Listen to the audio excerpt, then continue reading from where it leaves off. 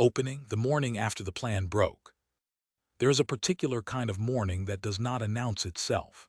You wake, and for a second everything is ordinary: the light, the ceiling, the small sounds of the house. Then it lands.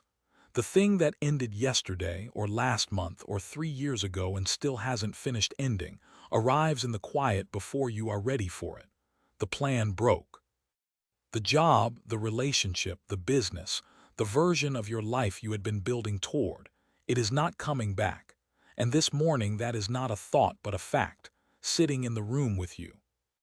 If you are listening to this, you did not come here to be told it will be fine. You know it might not be, at least not in the way you pictured. You came here because somewhere under the loss there is still a person who builds, and that person is tired and unsure whether the skills survive the fall. This audiobook is for that person, not the one who needs cheering up, the one who needs a method. We are going to do something specific, not deny what happened, not spin it into a gift, not pretend the lost years were a holiday. We are going to look at what is actually gone, separate it from what remains, and build from the remains, because that is the only ground you have, and it is more than you think. The old plan is over. Your ability to build is not. That sentence is the spine of everything that follows. The framework we will use is called the rebuild method. Recognize what ended, extract the lesson, build from what remains, update the plan, initiate the next step, live the new identity, develop momentum. 7 moves, none of them requiring you to feel ready, because readiness is the one thing you are not going to get before you start, and waiting for it is how the broken plan becomes a permanent one.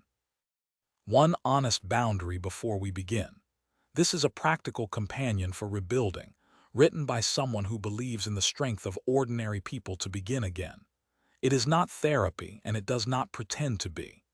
If what broke includes your sense of safety, your mood, your grip on daily life, or your will to continue, those deserve care from people trained to give it, and reaching for that care is not a detour from rebuilding. It is part of it. What follows is for the person on the morning after, the one who thought the script was set and found it wasn't. You are not who you expected to be this year. You might be someone far more useful, someone who has been through the fire and is still standing in it, deciding what to make next. Let's begin with the moment the script stops, because that is the moment this book is written for. Chapter 1: When Life Stops Following the Script. Most of us are handed or write for ourselves a quiet script: education, work, partnership, stability, a direction that more or less holds. It is not a plan so much as an assumption that the next chapter follows the last. Then something does not follow. A role disappears. A person leaves. A venture collapses. The script tears, and we are left holding the part that no longer connects to anything. The first reaction is rarely practical. It is disorientation. The future we had been living inside mentally is gone, and the mind keeps trying to re-enter it, like returning to a room that is no longer there. You picture the life you expected, find the gap, and feel the gap as a physical thing. That disorientation is normal. It is the mind adjusting to a map that no longer matches the territory. What makes this stage hard is that the script felt like reality, not a story we told. When it breaks, it is not only the event that hurts, it is the shattering of the assumption that life is generally orderly and forward-moving. That assumption was a comfort, and losing it stings more than the event itself, because it touches the ground you stood on, not just the thing you lost. The work of this chapter is simply to name the break without immediately trying to fix it. You do not rebuild on the first morning. You first let the script be acknowledged as broken, because building on a denied break is how people construct a life that secretly rests on a fantasy. Say it plainly: the plan I had is not the plan I have. That sentence is not defeat. It is the first honest line of the new one. There is relief, strange and small, in telling the truth about the break. The pretending to yourself, sometimes to others, is exhausting. Naming it lowers the temperature. You are not behind. You are not failing. You are at the point after the plan broke, which is a real place, and real places can be built on, once you stop acting as if you are still somewhere you are not. Chapter 2: the shock of becoming someone you didn't plan to be. There is a second shock beneath the first. Not only did the plan break, you became someone you did not plan to be. The laid-off manager, the divorced parent, the person whose business closed, the one who is starting over when they thought they were past starting. The label arrives before you choose it, and it sits on you like a coat that does not fit. This new identity is often experienced as a reduction. I was a director, now I am unemployed. I was a partner, now I am single.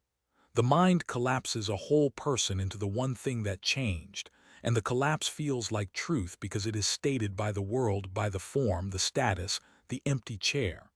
But a person is not the event that happened to them, even when the event is large and the world says otherwise. The shock is partly the loss of the future self you had been practicing being. You knew who you were becoming. That becoming is interrupted, and the interruption feels like erasure. It isn't. It is redirection. The person you were becoming is not deleted. They are rerouted, and rerouting through a hard country changes you, but it does not end you. A useful distinction. The role ended, the person did not. You can mourn the role without accepting the reduction. I lost the position is true. I am nothing now is a story built on the loss, not the loss itself. Holding the two separately, the fact and the story, is the beginning of not becoming the label. You are someone who lost something, which is a very different thing from being only the loss. This chapter asks you to notice where you have accepted a reduction you did not choose. Where have you let the event write your whole description? Naming that takeover is the first move back toward a self that is larger than the break, because the self was always larger, and the break only made the smaller description loud. Chapter 3. Why starting over feels like failure. The phrase starting over carries a weight it should not. In a culture that worships the upward line, beginning again reads as falling back, and falling back reads as failure. So the person rebuilding feels, on top of the loss, the sting of having gone backwards, even when what they are doing is among the bravest things a person does. But starting again is not the same as returning to zero, and the confusion between them is the source of much of the shame. Zero is where the unprepared beginner stands, no experience, no scars, no judgment about what does not work. You are not there. You are standing on accumulated life, and the accumulation is not wiped by the loss, even when it feels that way, because the loss is what you can see. The reason it feels like failure is that we measure by position, not by process. We see the title gone, the years lost, the peers ahead, and conclude failure. We do not see the person who now knows how to endure, how to read a situation, how to recover capabilities that were not present at the original start and cannot be taken by the event. The measure is wrong, not the life. There is also the matter of visibility. A slow rebuild is invisible while a collapse is loud. The layoff is known. The quiet reconstruction of a new skill is not. So the story others tell and you half believe is the loud one. But the real story is the quiet one underneath, the person who got up and began, which is not failure by any honest definition. This chapter's job is to refuse the false equation. Starting again is not a confession of failure. It is evidence of capacity. The person who cannot rebuild does not try. The fact that you are here, listening, considering, is itself proof that something in you refused to stop, and that refusal is not a failure. It is the part of you that survived, and it is the part this book will build on. Chapter 4. What actually ended? Before rebuilding, a clearing out is needed, and clearing requires precision. Most people in a life break carry a vague heaviness labeled "everything is over," when in fact only specific things ended. The vague version is paralyzing because it is infinite. The specific version is workable because it has edges. The to-list reset is the tool here, and it is plain. On one side, write what is genuinely gone, the role, the person's presence, the income, the plan itself. On the other, write what remains, the skills, the relationships that held, the health, the mind that is reading this, the small resources, the lessons. Seeing them side by side does something the swirling mind cannot. It shows the loss as bounded and the remainder as real. What often surprises people is how short the gone list is compared to the dread. The dread feels total, the actual ended items are few. A job ended, a partnership ended, a plan ended. 3 things, not a universe. The universe feeling is the mind's habit of generalizing one loss into a verdict about life, and the list is the correction. Be honest on both sides. Do not minimize the gone, that is its own denial, and denied loss leaks. Name it fully, this mattered, this is over. And do not minimize the remains either, which the shame will try to do. The skills are real. The people who stayed are real. The capacity to begin is real. The to-list is not optimism. It is accounting, and accounting is what rebuilders do before they build. The precision matters because you cannot build from a fog. A fog says, I have nothing. A list says, I have these 5 things and I lost these 3. The second is a foundation. This chapter is the act of trading the fog for the list, which is the first concrete step of rebuild. Recognize what ended clearly so you can stop fighting ghosts and start using what is actually yours. Chapter 5. Regret without living inside it. Regret is the companion of every break. Not the tidy, I would do one thing differently kind, but the heavy, looping kind, the years, the choices, the road not taken, the thing you should have seen. Regret is legitimate. Some choices were real mistakes. The question is not whether to feel it, but whether to live inside it, because living inside it is a second loss on top of the first. The lesson without the sentence is the practice. Extract what the regret teaches. I moved too fast, I ignored a signal, I stayed past the point of reason, and write it as a lesson, not a sentence. A lesson is I learned to watch for that sign. A sentence is I am someone who destroys good things. The first is usable, the second is a cell. The same regret can produce either, and the difference is everything. Notice how regret doubles the loss. The event cost you something. Living in regret costs you the present on top of it, because the present is spent replaying a past that cannot be edited. The past is the one thing thinking cannot change, and regret is thinking trying to change it, which is why it never resolves and why it exhausts. The lesson can be taken quickly. The sentence can be served for life, and it is a life sentence you hand yourself.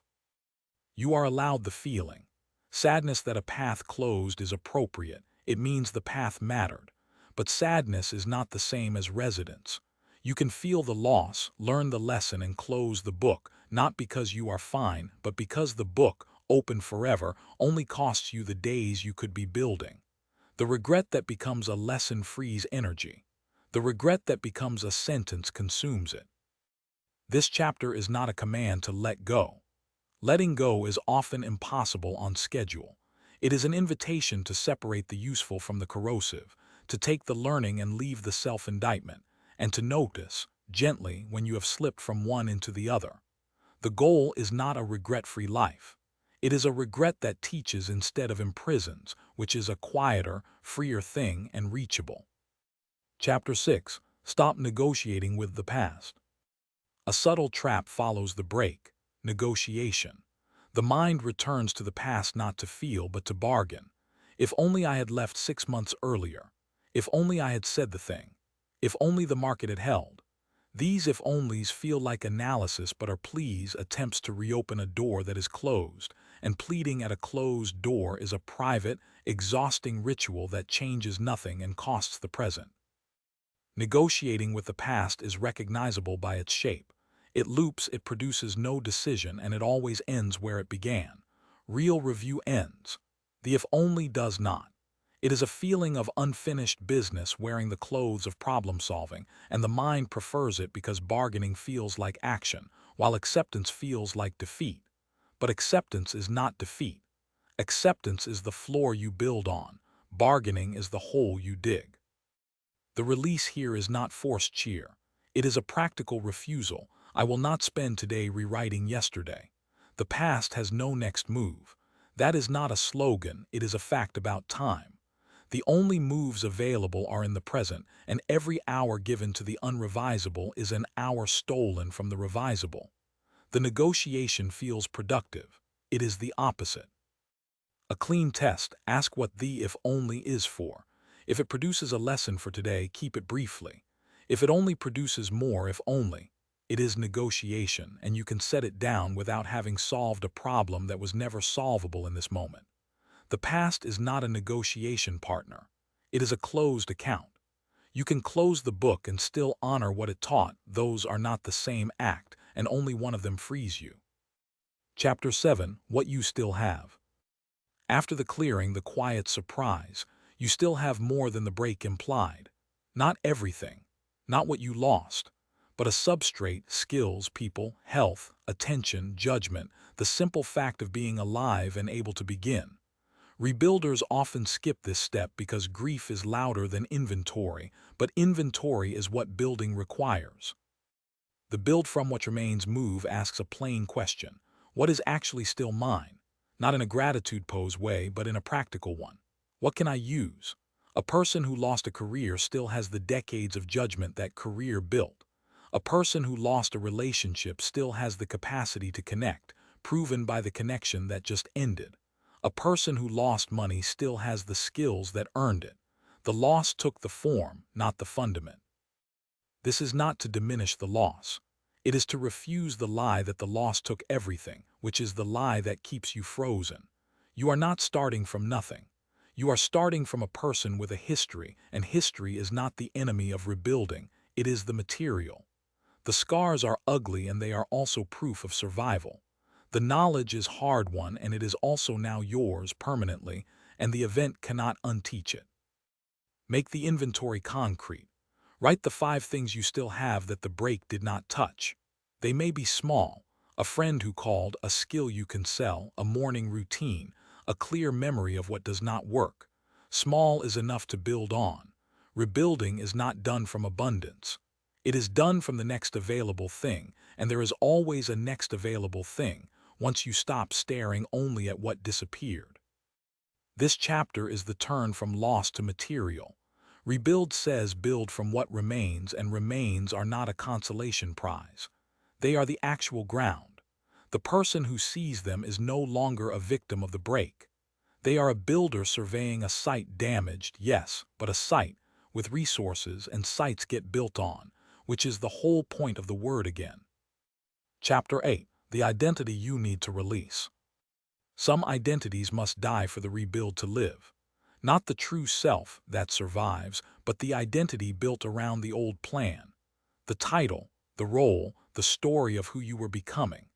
Clinging to that identity while building a new life is like renovating a house while insisting it is still the old one. The insistence blocks the renovation. The identity update is the practice. Notice the sentences that start "I used to be," and quietly, without drama, finish them differently. I used to be a manager. I am becoming someone who builds in a new field. The word becoming is the key. It does not deny the past. It refuses to let the past be the whole sentence. You are not the former version.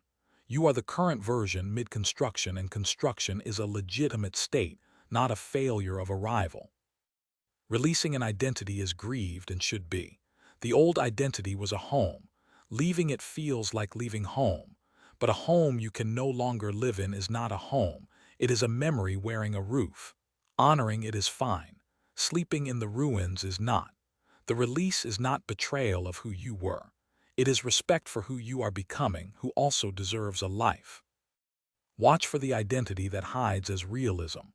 I'm just someone who doesn't bounce back, feels like honesty but is a chosen description, repeated until it feels like fact. Descriptions can be chosen again. The person rebuilding is not the person who can't. They are the person who is, right now, doing the hard thing of beginning, which is the opposite of cannot. The identity you release is often the one that excuses you from the very action that would free you. This chapter is the death that enables the birth. Rebuild says live the new identity, but you cannot live a new one while dressed in the old. Release is not erasure. It is changing clothes. The person you were did their best with what they knew. The person you are now knows more. Let them dress for the life they are actually building, not the one that broke.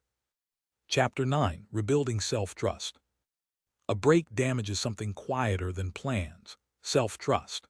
After a fall, the inner voice says, "You made the wrong call before. Why would you trust your call now?" That voice, left unexamined, turns every new decision into a small terror, because the person no longer believes their own judgment, and a person who distrusts their judgment hesitates at every step, which is how the rebuild stalls before it starts. Self-trust is not restored by a speech. It is restored by kept promises, starting absurdly small. The one-brick rule, one meaningful rebuilding action per day and you do it. Not a huge action, a brick, a message sent, a skill practiced for 20 minutes, a walk taken when the urge was to collapse. Each kept promise is evidence, not to the world, to yourself, that your word to yourself still means something. Trust is rebuilt from evidence, and you are the only source. Notice the trap of the big test. People wait to trust themselves until they have made a large, successful decision, which requires trust they do not yet have. A loop. The way out is backwards. Small promises kept rebuild the trust that makes the large decision possible. You do not earn trust, then act. You act small, keep it, and the keeping is the earning. The brick is the unit of self-respect. Also separate trust from outcome. A rebuilt decision can still go wrong. Wrong outcomes are not proof your judgment is broken, only that life is uncertain. Self-trust is not "I am never wrong." It is "I can decide, act, and meet the result." That is a sturdier thing than flawlessness, and it is available now because it depends on your behavior, not on guarantees the world cannot give. Each brick laid is a small declaration. I can be counted on, at least by me. This chapter is the quiet engine of the whole rebuild. Rebuild says develop momentum, but momentum rests on trust, and trust rests on bricks. The person who keeps one promise a day for a month is not the same person who broke. They are someone who has proven, to the only audience that matters, that they move when they say they will. That proof is the floor the new life stands on. Chapter 10. Starting again. At 30, 40, 50 or beyond. A particular cruelty of the break is the age story. I'm too old to start. I should have had this by now. The culture feeds this with images of the young founder, the early arrival, the line that only goes up if you begin soon enough. So the person at 40 or 50 feels late, as if life were a race with a closing gate and they missed it. But the gate is imaginary. Life is not a race with one start line. It is a series of them, and every decade offers a new one. The person starting at 50 is not the person who failed to start at 25. They are a person with 30 more years of runway and vastly better judgment about what to build and why. The late framing ignores that the later start is often the wiser one, because it is aimed by experience, not by fantasy. The comparison exit is the tool here.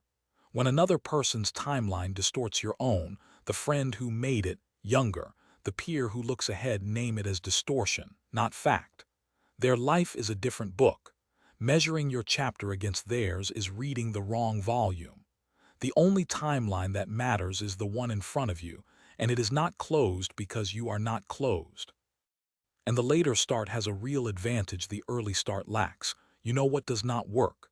The 25-year-old is guessing. You are not. That knowledge, earned the hard way, is a genuine asset, and it shortens the path even as the years lengthen it. Starting again at 50 is not tragedy. It is a person with a honed instrument beginning a song they now know how to play. The instrument is you, and you are better than you were. This chapter is for everyone the age story has silenced. You are not late. You are here, and here is where building happens at any age. The plan that broke at 40 is not a sign you missed life. It is a sign you are alive enough to make a new one, and making one with the wisdom of 40 beats making one with the innocence of 25 more often than the culture admits. Chapter 11. When everyone else looks ahead of you. Closely tied to age is the social mirror. You look around and everyone seems ahead: the settled friends, the promoted colleagues, the couples with the life you pictured. The mirror lies by showing their highlight beside your behind the scenes, but the lie lands anyway, and the landing is shame, which is a poor foundation for rebuilding, because shame makes you hide instead of build. The comparison exit applies here too, sharpened. Their aheadness is often a snapshot, not a trajectory, and snapshots omit the struggle, the luck, the cost. More importantly, their position is not your path. Two people climbing the same mountain take different routes. Seeing one at a higher ledge tells you nothing about your route except that ledges exist. The mirror compares ledges and ignores routes, which is why it misleads. A practical reset. When the mirror distorts, return to your own list, the to-list from earlier, the bricks you laid this week. Your evidence is internal, not social. The friend ahead cannot tell you whether you kept your promise today. Only you know. Build your sense of progress from your bricks, not from their ledge, because their ledge is not your measure and was never meant to be. Also, the aheadness is sometimes real, and real is allowed. Someone may be ahead. That fact does not close your path, it only describes theirs. Envy felt and released is human. Envy used as proof of your failure is a choice. Choose the fact over the story. They are ahead. I am building. Both are true. Only one requires my action. The mirror is a distraction from the only work that matters, your next brick, laid by your hand on your site. Chapter 12. The smallest useful next step. Rebuilders often fail at the start, not for lack of will but for scale. They imagine the new life in full, the career, the partnership, the stability, and the fullness is paralyzing, because the gulf between here and there looks uncrossable, so they do nothing, and nothing confirms the paralysis. The fix is not more will. It is a smaller step. The next move question is the tool. What is the next useful thing I can actually do? Not the grand plan. The next thing. Send one message. Read one page. Make one call. The step must be so small it is nearly impossible to refuse, because refusal is the enemy, and the grand step invites refusal. The smallest step invites action, and action is the only thing that moves a rebuild. Why small works? It bypasses the terror of the whole. The whole is frightening. The next brick is not. By aiming at the brick, you engage the part of you that can move, not the part that freezes at the magnitude. And each brick laid reduces the gulf slightly, so the next brick is easier, and the gulf, which looked uncrossable, turns out to be crossable one brick at a time, which is the only way any life was ever built. The 90-day horizon supports this. Stop demanding a 5-year plan when the next 90 days are enough. The 5-year plan is a fantasy built on a future you cannot see. The 90 days are real and actionable. Plan the quarter. Let the year reveal itself through the quarters. The person who rebuilds does not need to see the summit. They need to see the next foothold, and the foothold is always visible if they stop staring at the peak. This chapter is the hinge of the method. Rebuild says initiate the next step, and initiation is not a speech about the future. It is a hand reaching for the nearest brick. The rebuild that moves is the one that starts with something so small it cannot be refused, because refusal is the only real threat, and the small step is refusal-proof. Lay it. Then the next. The life is built in bricks, never in a single leap. Chapter 13. Rebuilding after career failure. Career is where many breaks happen, and career failure carries a special sting because work is tied to identity, provision, and standing. A layoff, a closed business, a derailed field, the loss is practical and the shame is personal, and the two tangle until the person believes the failure of the role was the failure of the self. First, separate the two. A role ended, you did not. A business closed, you are not a fraud. The market, the timing, the decision, these can be examined for lessons without becoming a verdict on your worth. The lesson without the sentence applies directly.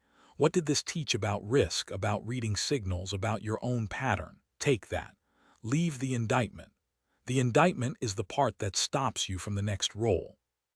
The rebuild here is practical and brick-based. Update the plan. The old career shape may not return, and forcing it onto a changed reality wastes the energy the rebuild needs. Build from what remains: the skills, the network, the proven ability to do the work.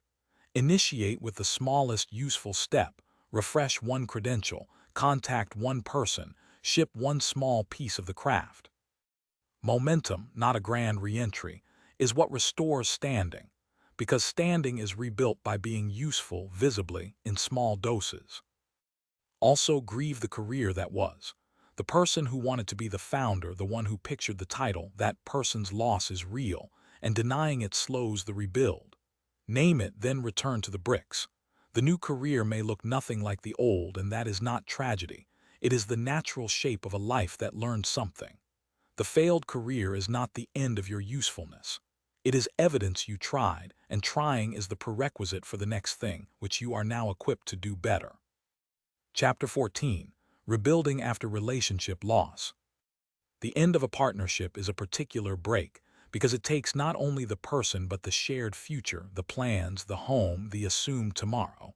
The loss is double, the person and the life built with them. Rebuilders here often confuse the two, mourning the life as if the person's absence proved the life was false, when in fact the life was real and is now ended, which is a different grief. Recognize what ended, not only the relationship but the version of you that lived inside it. That version had a role, a rhythm, a future. Its ending is a real death and deserves mourning, not minimization. But the person you are, the capacity to love, to attach, to build a life with another that did not end. It is the skill that made the relationship possible, and it survives, available for a future you cannot yet see. The trap is the story that you are unlovable, written from the loss. The loss proves the relationship ended, not that you are unworthy of one. The lesson without the sentence. What did this teach about you, about fit, about the kind of bond you want? Take that.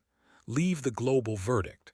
The global verdict is the part that keeps you alone longer than the loss requires. Initiate small.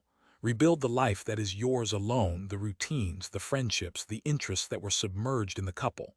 A person whole on their own rebuilds differently than one hunting replacement. Live the new identity. Not I am the abandoned one, but I am someone learning to stand alone, which is its own strength. The next relationship, if it comes, is built by a person who can stand, not by one fleeing the last. The break ended a bond. It did not end your capacity to form one, and that capacity is the ground you rebuild on. Chapter 15. Rebuilding after financial setbacks.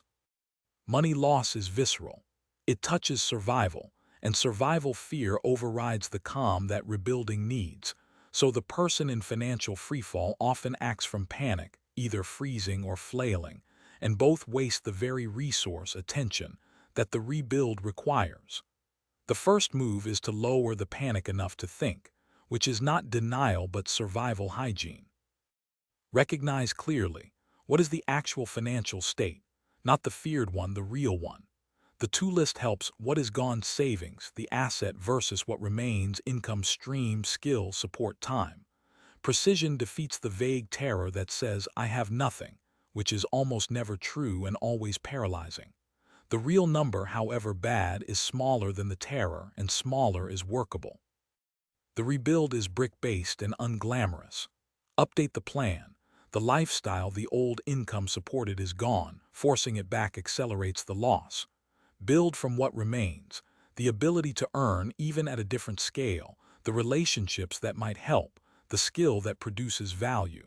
Initiate the smallest income action, one freelance hour, one application, one sale. Momentum in money is psychological before it is numerical.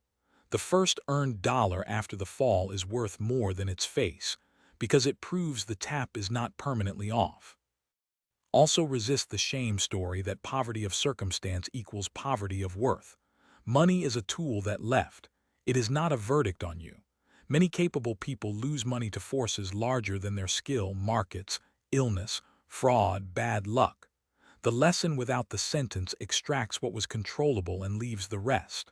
The rebuild is slow, often, and slow is not failed.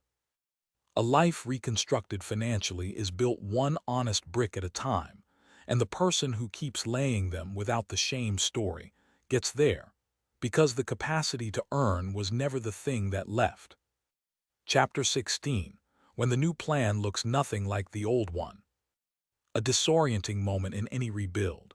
The new life, as it forms, does not resemble the old. The former executive is now consulting. The former spouse is now alone and building. The former city dweller is now somewhere quiet. The mismatch triggers a quiet grief. This isn't the life I wanted, and the grief can be mistaken for a sign the rebuild is wrong, when in fact it is just the shape of a life that learned something. The old plan was aimed at an old you in an old reality. Both changed. A plan that perfectly matched the broken life would be the wrong plan now. So the new plan looking different is not failure of the rebuild. It is evidence the rebuild is honest.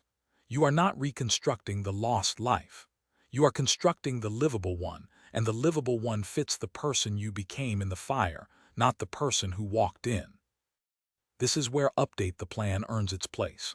The rebuild method explicitly says stop forcing the old plan onto changed reality. The grief of the mismatch is real, honor it, but do not let it abort the new shape. The new shape may be smaller, quieter, wiser, freer, and different from what I pictured, is not worse than what I had. Often it is better in ways the old plan, aimed at status, could not have produced. Trust the process over the picture. You do not need the new life to look like the old to be good. You need it to be yours, built from remains, aimed by experience. The person who releases the picture and builds the reality often ends somewhere they would not have chosen and does not regret, because the chosen life was a fantasy, and the built life is real, and real sustains in a way fantasy never could. The new plan's strangeness is not its flaw. It is its truth.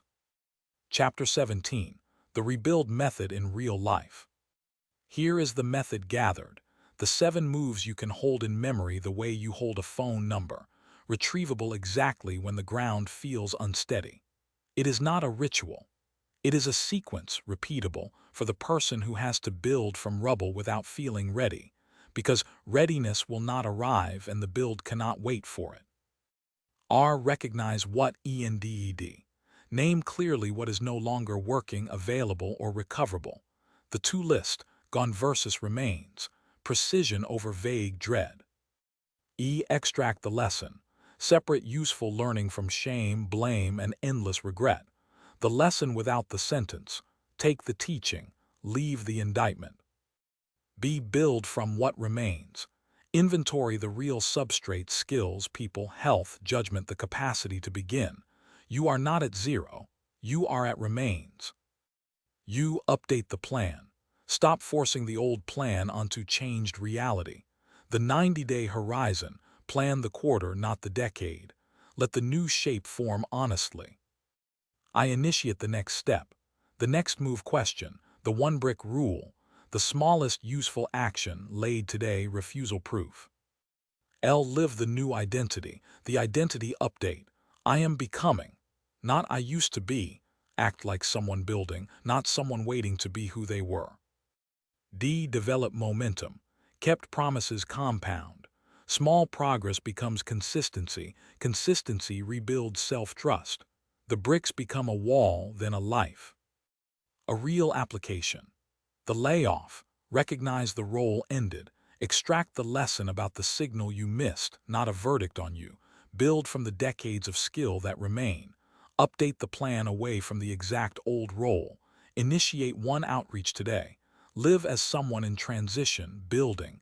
Develop momentum by keeping the daily brick. The breakup. Recognize the shared future ended. Extract what you learned about fit. Build from the capacity to connect. Update the plan for a life that is yours. Initiate 1 routine that is solely yours. Live as someone standing. Develop momentum in solitude. The pattern is the same because the rebuild is the same. From what ended, using what remains, 1 brick at a time. The method is not magic. It is a habit of direction applied to a life that lost its direction. Use it badly 100 times and you are still 100 times ahead of the person who waited to feel ready and never moved. The breaks will come again. They always do. Rebuild is simply what you do when they do, not to return to 0, but to return to building, which is the only place a life is ever made. Chapter 18. Creating momentum from almost nothing. The hardest part of any rebuild is the beginning, when you have almost nothing, little money, little energy, little proof it will work. Momentum from almost nothing feels impossible because momentum seems to require mass and you feel massless. But momentum is not mass. It is motion, and motion starts with the smallest move, which is always available, even from almost nothing. One brick rule is the engine. One meaningful action per day. On the days when almost nothing is left, the brick is smaller, a 10-minute practice, a single email, a walk. The size does not matter, the keeping matters. A kept promise, however tiny, is a brick, and bricks in a row become a wall, and a wall becomes a structure, and a structure becomes a life. The person who lays one brick a day for a year has laid 365, and 365 bricks is not almost nothing. It is a building. Momentum compounds quietly. The second brick is easier than the first because the first proved you move. The 10th is easier than the second because 10 proved you keep moving. Self-trust, rebuilt one promise at a time, is what turns I can't into I have been. And I have been is the only real foundation. The almost nothing start is not a weakness of the rebuild. It is its truth. Every life was built from a first brick that looked like nothing. Watch the enemy of momentum, the all-or-nothing day. The person who misses one brick decides the day is ruined and lays none, then none tomorrow, and the wall stops. The fix is unglamorous, lay the next brick even if the last was missed. The rebuild is not a streak to protect. It is a direction to return to. Missed bricks are not failure, only permanent stopping is. Return, lay the next, and the wall continues. From almost nothing, motion is everything, and motion is always one small action away. This chapter is the practical heart of hope, not the false hope that it will be easy, but the real hope that it is possible, because possibility rests on bricks, and bricks are always within reach. You do not need more than you have. You need the next brick and the willingness to keep returning when you stop, which you will, and returning is the whole practice. From almost nothing, you build because building is what you do, not what you wait to feel ready for. The days no one sees. Between the break and the rebuild, there is a stretch no one photographs, the ordinary days of being broken and not yet building. The world moves on, your inbox fills, people ask how you are and you say fine. Inside, a low hum of not knowing runs under everything. These days are not wasted. They are the soil the rebuild grows from if you let them be honest instead of pretending. The danger in this stretch is performance. The urge to look recovered before you are, to post the update, to act the part, because the not knowing is uncomfortable and performance is a distraction. But performing recovery delays real recovery, because the energy that would go into the first brick goes into the costume. The honest days, uncomfortable as they are where the to-list gets written and the first lesson gets extracted. They are not a pause in the rebuild. They are its first room. What helps is to name the stretch without drama. I am in the in-between. The in-between is not failure and not arrival. It is the legitimate space after the old ended and before the new holds. People rush it, fearing its emptiness, and rush into a false start that collapses. Better to inhabit it briefly, do the accounting, and let the next brick emerge from clarity rather than panic. The in-between is where rebuild begins, quietly, with a list and a lesson, long before anyone sees movement. The stories we tell about the break. A break rarely arrives alone. It arrives with a story we immediately write about it. I am cursed. I always ruin things. Life is against me. These stories feel like conclusions but are interpretations, built in the first raw hours and then treated as fact because they explain the pain. The pain was real. The story is a guess wearing the mask of insight. The story matters because it directs the rebuild. A person who believes I always ruin things will not lay bricks. They believe the bricks will collapse, authored by them. The story becomes a self-fulfilling pause. Extracting the lesson requires first seeing the story as a story, not a measurement. The event taught something specific. The global verdict taught nothing. It only explained the hurt in a way that feels certain. A clean practice. When the break story arrives, ask for evidence both ways. You will find moments you did not ruin, times life was not against you, instances of competence the story omits. The story survives by ignoring contradiction. Naming the contradiction weakens it. You are not rewriting history with positivity. You are refusing a one-sided history, which is the only honest kind of accounting, and honest accounting is what the rebuild stands on. The fear that you will break again. Under the rebuild sits a fear few name, that you will build and it will break again. The first fall was hard. The imagination of a second is paralyzing, and it sits behind the hesitation to lay the first brick. Why build, the fear whispers, if it can fall? The whisper is reasonable. It is also a reason to build better, not to not build. The fear confuses two things: the possibility of loss and the impossibility of building. Loss is possible. It always was, even before the first break. Building is not impossible. You just did it in the life that broke, and the breaking did not remove the builder. The fear uses the memory of the fall to argue against the only activity that makes a life. Answered plainly, the fear is not a reason to stop. It is a reason to build with eyes open from remains, using what the fall taught. A useful reframe. The second build is stronger than the first, not weaker, because it is aimed by the first's lessons. The person rebuilding after a break is not the naive builder who fell. They are a builder who knows where the ground is soft. That knowledge is protection the first build lacked. The fear of breaking again is real, but the builder it addresses is more capable than the one the fear remembers, and capability is the answer the fear cannot give but the bricks can. The body remembers the fall. The break is not only in the mind. The body carries it: the tight chest, the shallow sleep, the fatigue that no rest answers, the startle at a notification. The body, older and wiser than the story, registered the loss before the words did, and it holds the alarm long after the mind has processed it. Rebuilding that ignores the body rebuilds on a trembling floor. Practical, modest moves help. The slow exhale when the chest tightens, the feet felt on the floor, the breath that tells the oldest part of you that you are not in the fall right now. These are not cures. They are signals to a system stuck in the past, saying the present is safer than the memory. Lowering the body's alarm lowers the loop's fuel, and a calmer body lays bricks more readily than a braced one. None of this is medical advice.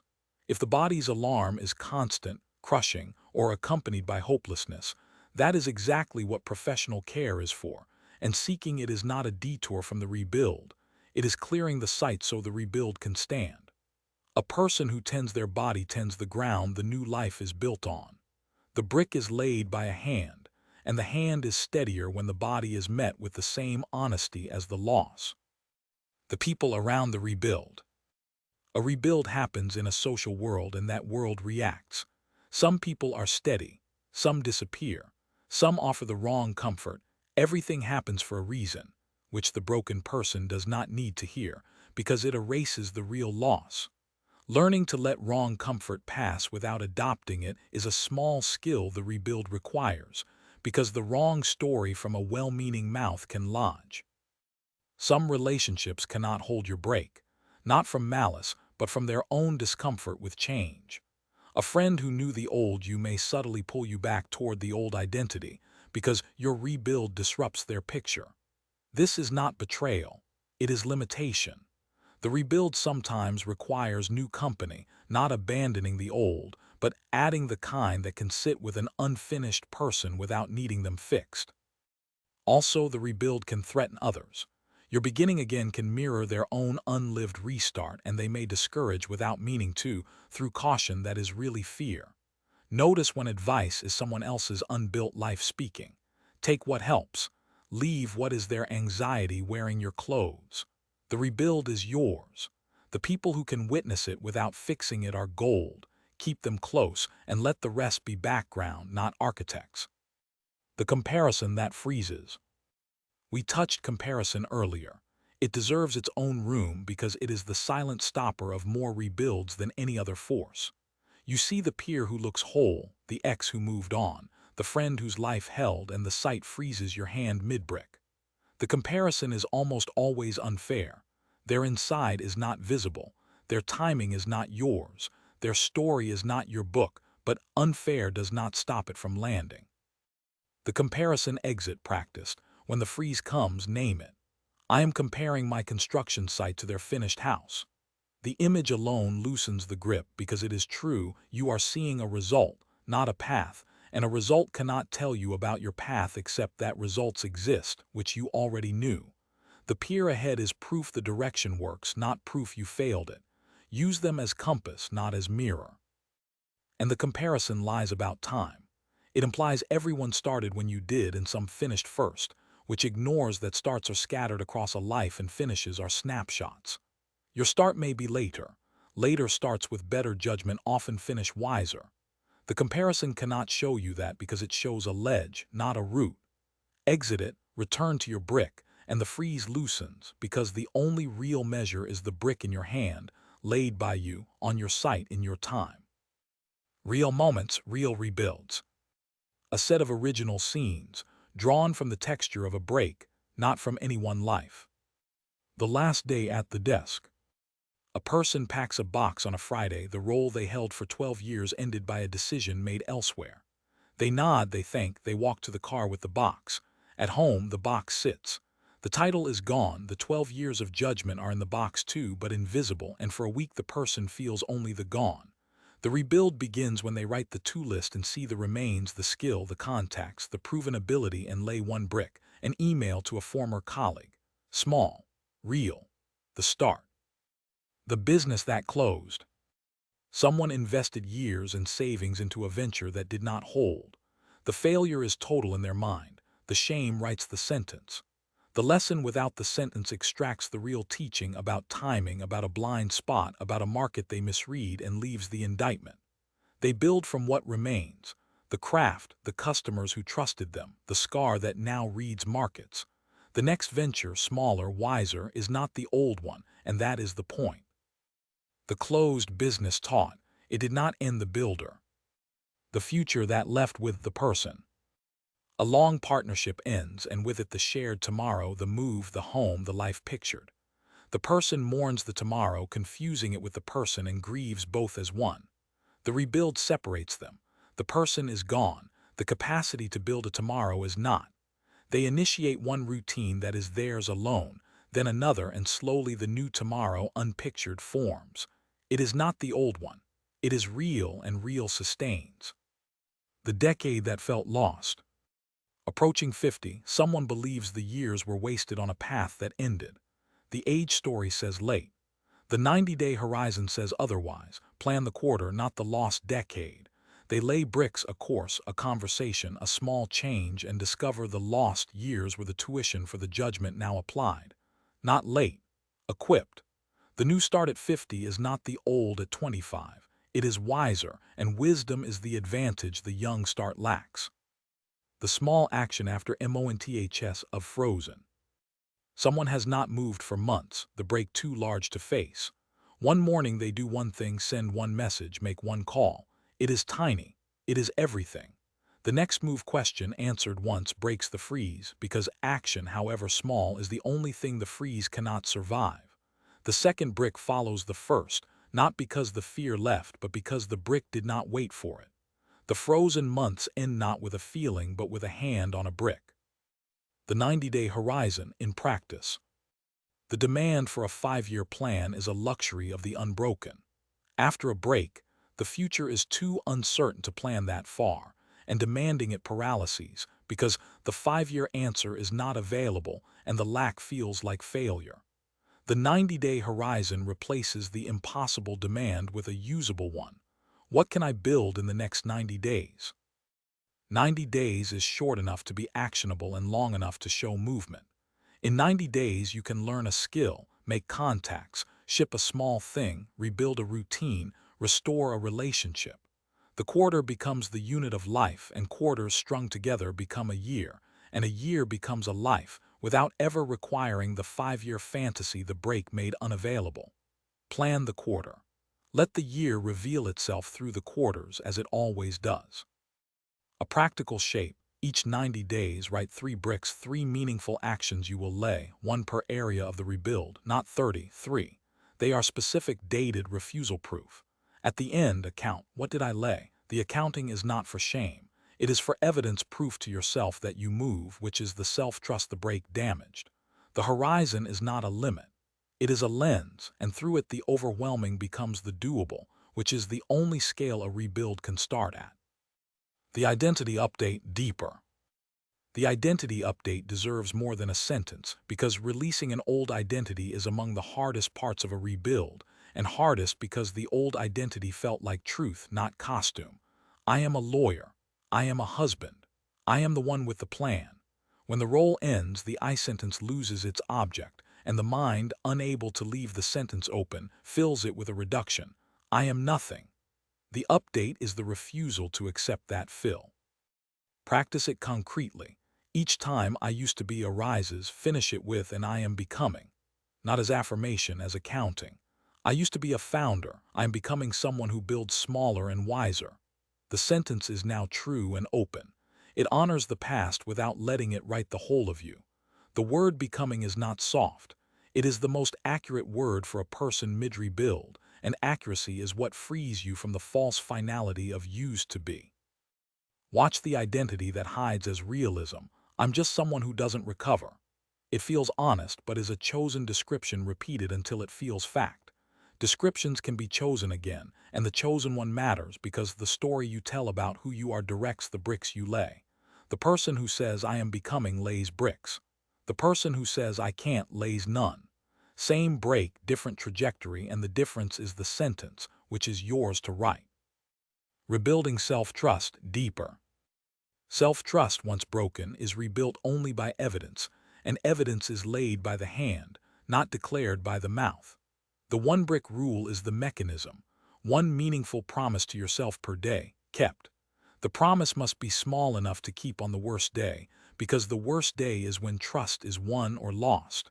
A brick you skip on a hard day is a small betrayal. A brick you lay on a hard day is a large proof. Compounding is the quiet miracle. Day 1's brick proves little. Day 30's brick proves you keep promises to yourself, which is the definition of self-trust. The person who has kept 30 promises is not the person who broke. They are someone whose word to themselves means something again, and that someone can attempt the larger step the broken one feared, because the larger step rests on 30 small proofs, not on a feeling of readiness that never arrives. Separate trust from outcome again, because the rebuild will include wrong calls, and a wrong call can be mistaken for broken trust. It is not. A kept promise that leads to a poor result is still a kept promise. The result is life's uncertainty, not your failure of word. Self-trust is I decide, act, and meet the result, not I am never wrong. The first is sturdy and available now. The second is impossible and was never required. Lay the brick, keep it.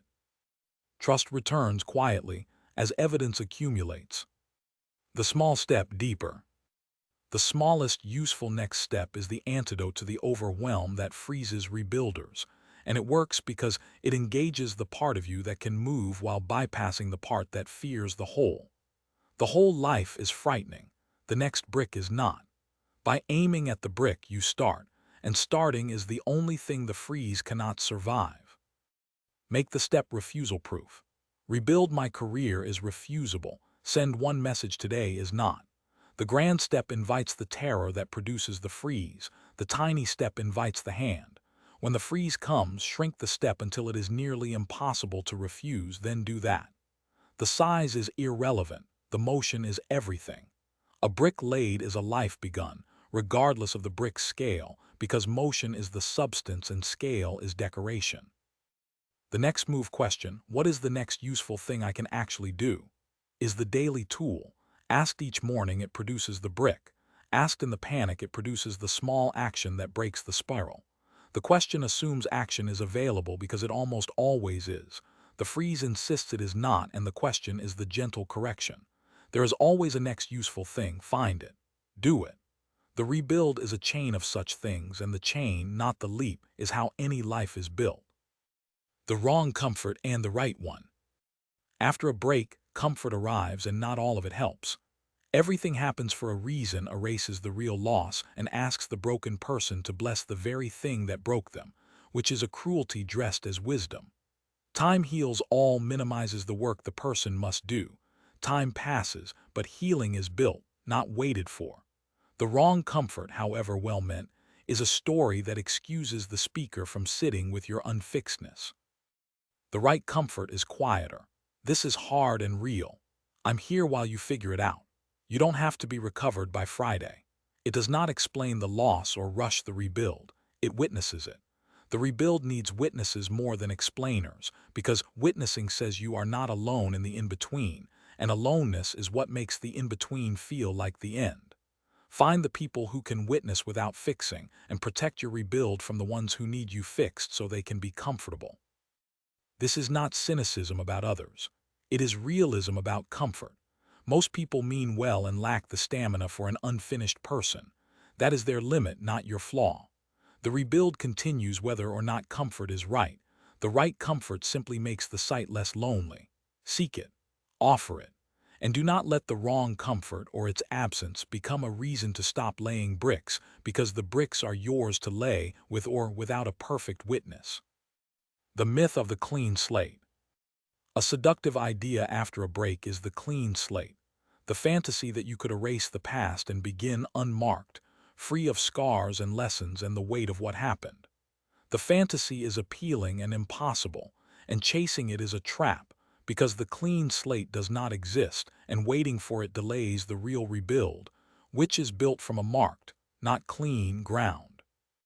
The truth is better than the fantasy. A clean slate would mean starting as the naive person who fell, no judgment, no scars, no hard-won knowledge. You are not that person, and you would not want to be, because that person built the life that broke. You are the marked person, and the marks are the material. The scar that reads, "Watch for this," is protection. The lesson that reads, "Don't do that," is a guardrail. The clean slate would discard them, and the discard would repeat the fall. So refuse the clean slate myth. Start from the marked ground, which is richer than clean. The rebuilt life is not pristine, it is wiser, and wisdom is the one advantage the first build lacked. The person who begins again marked is not less than the person who began clean. They are more because they know, build from the marks.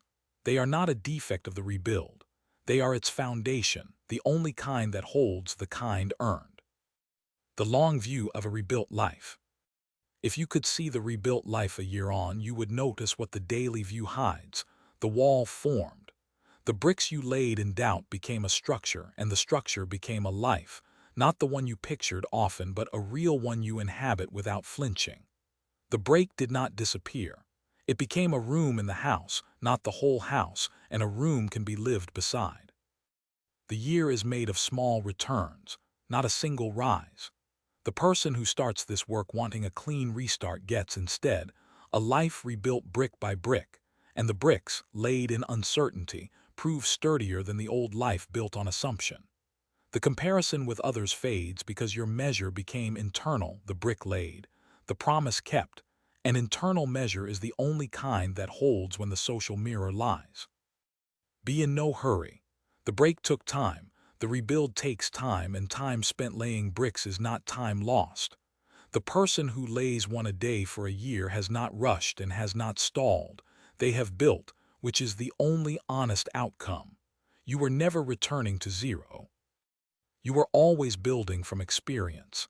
An experience, laid daily, becomes a life that the original starting line could not have produced, because the original line did not know what the fire taught you, and the fire taught you everything the rebuild needs. A note on when to seek help. This audiobook is a practical companion for rebuilding, not treatment for the heavier weather a break can bring, a mood that will not lift, hopelessness, the loss of daily function, thoughts of not continuing. Those deserve care from people trained to give it, and reaching for that care is not a failure of the rebuild. It is part of clearing the site so the rebuild can stand. A rough guide. If the break is accompanied by sustained low mood, loss of sleep or appetite, withdrawal from everything, or thoughts of self-harm, please talk to a professional. Using rebuild to avoid that care is not rebuilding. Using it alongside that care is. The method is a support, not a substitute, and knowing the difference is itself a rebuild skill, the ability to see what you can do and what you need help to do, and to do both without shame. There is no weakness in the heavier weather. Many capable people move through it, and many find real relief with the right support. Reaching out is not the opposite of self-mastery. Often it is the first real act of it, because it is the honest recognition of what you face and the practical step toward handling it, which is the very thing this book teaches: recognize, extract, build, act. Applied to the heaviest load, that same method begins with asking for the help that carries it. More real moments, more rebuilds.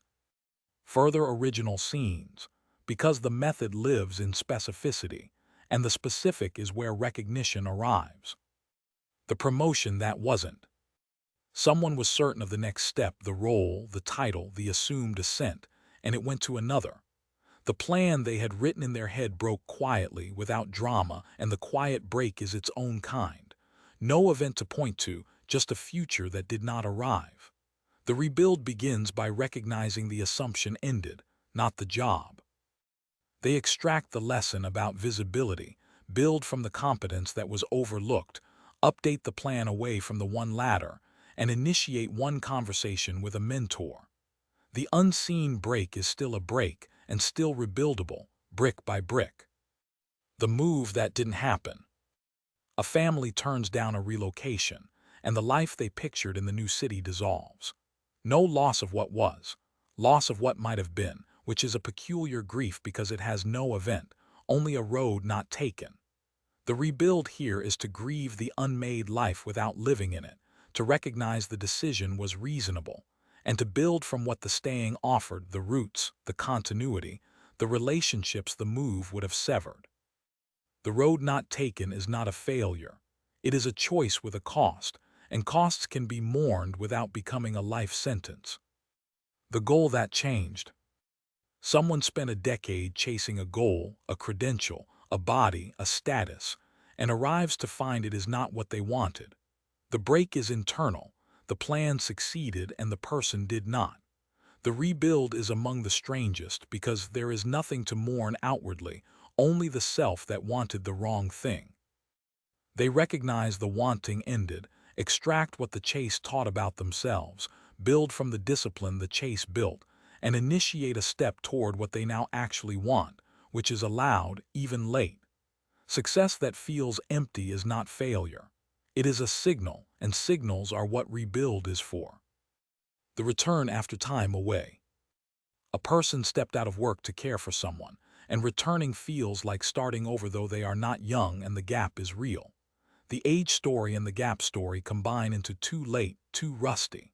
The rebuild refuses both. The years away built a different kind of strength, and rust is a story, not a fact.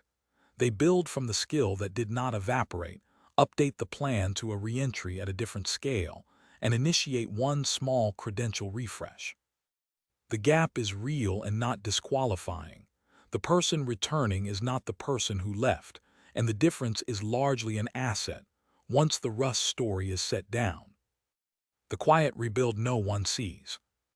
Someone's life broke privately, a slow unraveling, no dramatic event, and they rebuilt in silence, laying bricks no one photographed.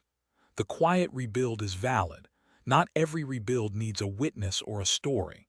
The person who rebuilt alone, kept their promises, and stood again is no less rebuilt for the silence. The measure is the brick, not the audience. Some of the strongest rebuilds happen in rooms no one entered, and their strength is precisely that they were built by the person alone, for the person alone, and that is enough. The rebuild method, WALKD through. A single life walked through all 7 moves to show the method as one continuous act rather than 7 separate ones. A person loses a long career at 52. The break is large, the shame is loud. Recognize, they write the to list. Gone, the role, the title, the routine, the assumed next decade.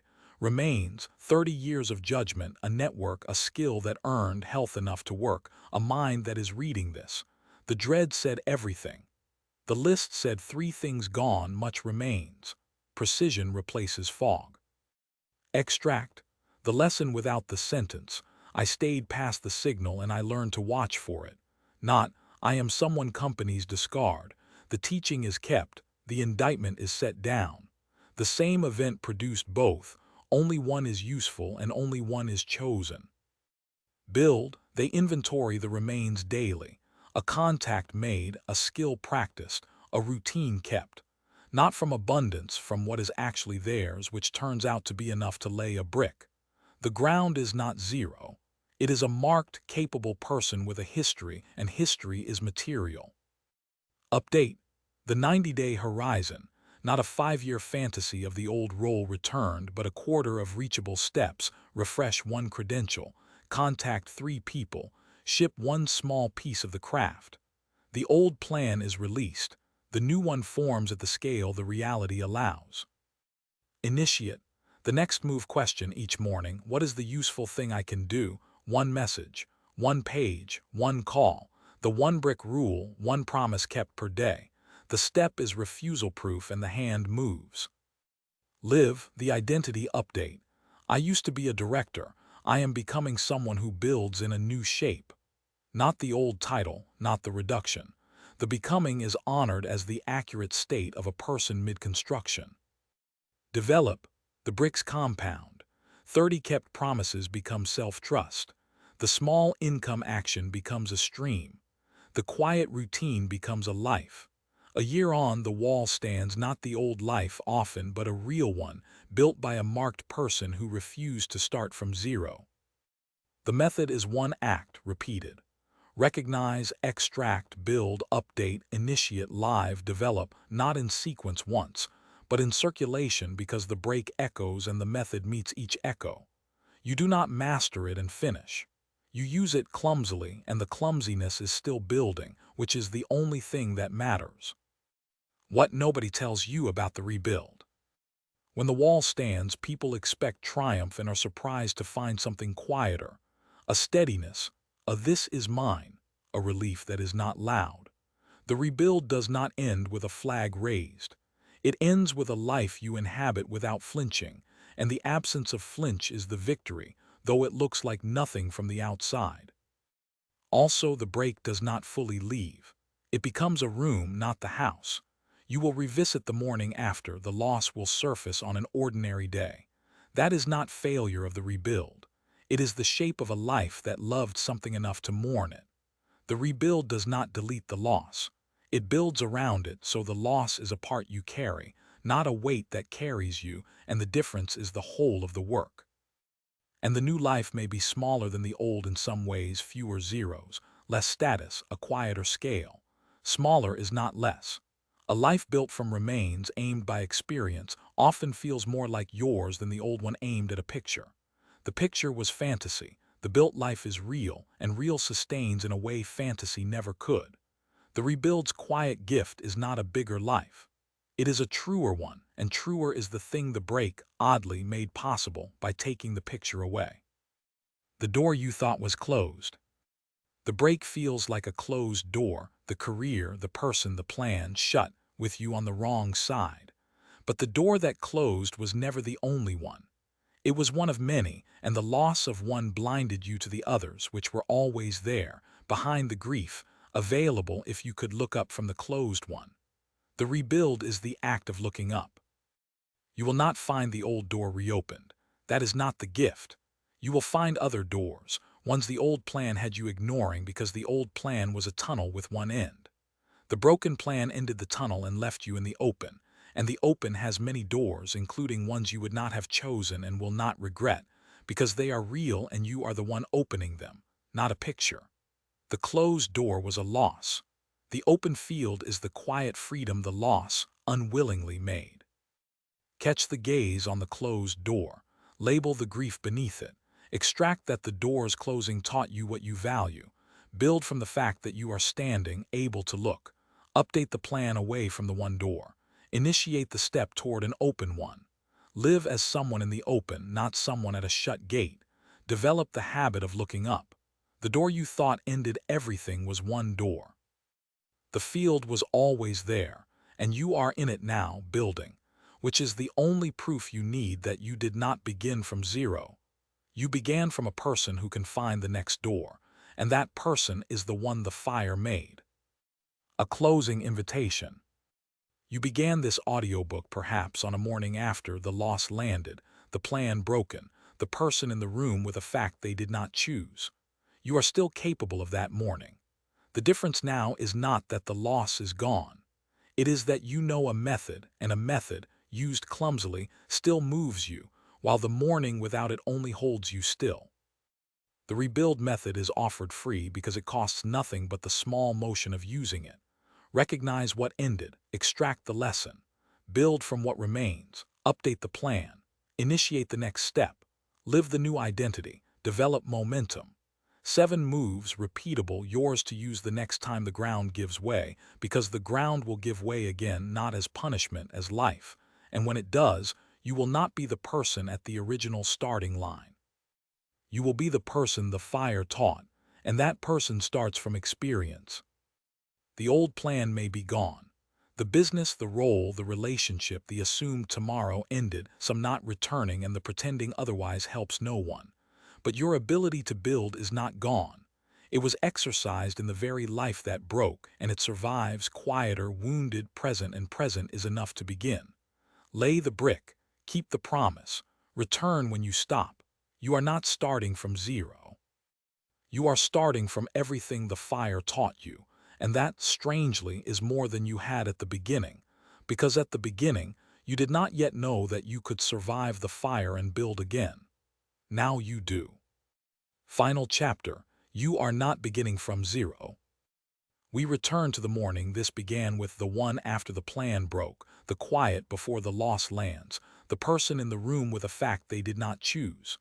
If you have done the work of these chapters, that person is not who sits there now. They are someone who has looked at the break, named it, inventoried the remains, and laid a brick or two. The ground is the same. The person on it is not. You are not returning to the beginning. That is the lie the break tells, that the loss returned you to zero, that the years were a detour to nothing. They were not. The years taught you. The loss showed you what does not work. The fall proved you can hit the ground and still decide to stand. The person at the original starting line did not know these things.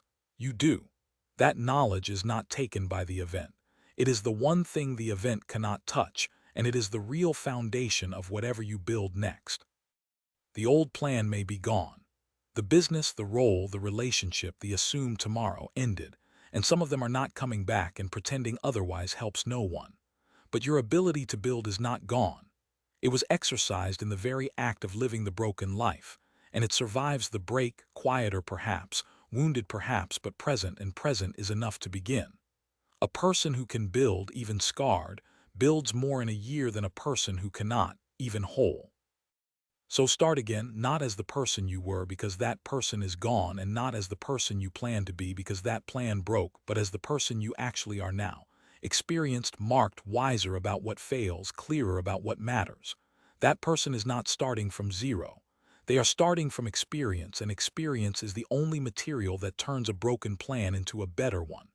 The brick in your hand is small. The life it becomes is not. Lay it, then the next. You are not beginning from nothing. You are beginning from everything the fire taught you, and that is more than enough.